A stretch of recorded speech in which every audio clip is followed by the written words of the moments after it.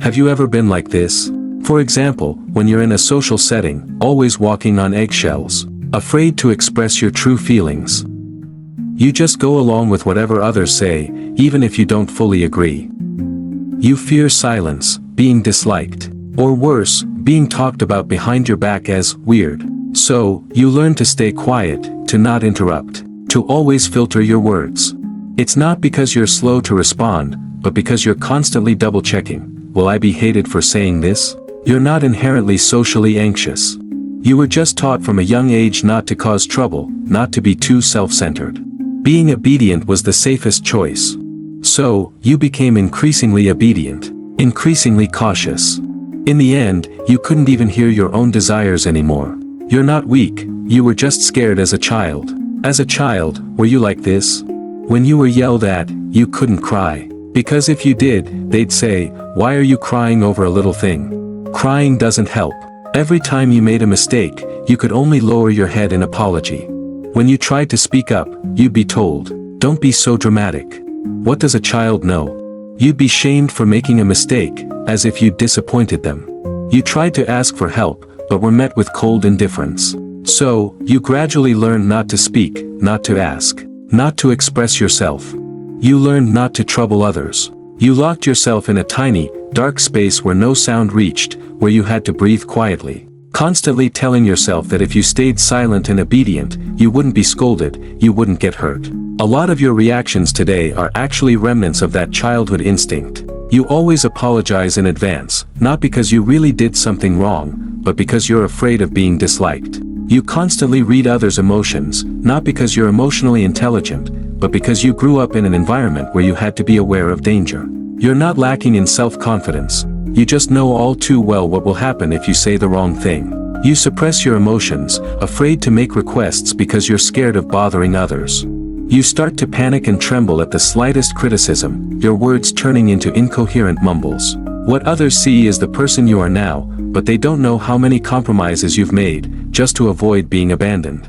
You are fragile, but you're still here, still trying. You just haven't fully healed from a childhood where no one helped you wipe away your tears. But now, you really can slowly walk out of it. Not by gritting your teeth and pushing through. Not by pretending everything is okay with a smile.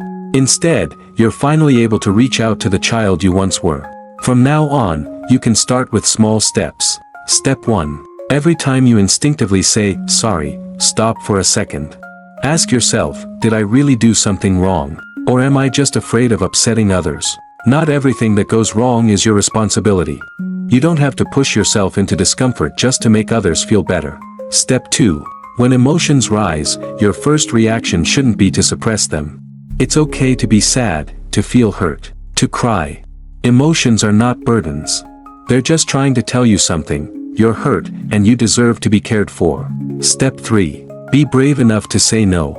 Whether it's a gathering you don't want to attend, words you don't want to hear, or a relationship you don't want to continue, it's okay to say no. Saying no isn't rude, it's about protecting yourself, not constantly crossing your own boundaries. Step 4. Make peace with your younger self. Find a quiet moment, close your eyes, and meet that child you once were, the one who was always careful, always criticized, always wondering if it was because of them that no one loved them. Gently tell them, "I know you tried your best." You might suddenly want to cry, or you might not be able to say anything. But you'll feel that the child, who always shrank into the corner, is slowly coming closer to you. You don't need to forgive everyone right away, but you can embrace the part of you that was never properly cared for. From this moment on, you have a chance to become your own true support. Final step. Get close to those who make you feel safe. You don't have to please them. You don't need to explain yourself.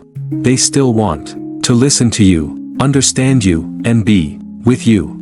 Their presence alone is a comfort. By being around these people, you're quietly telling yourself, "I deserve to be treated gently." You no longer need to pretend.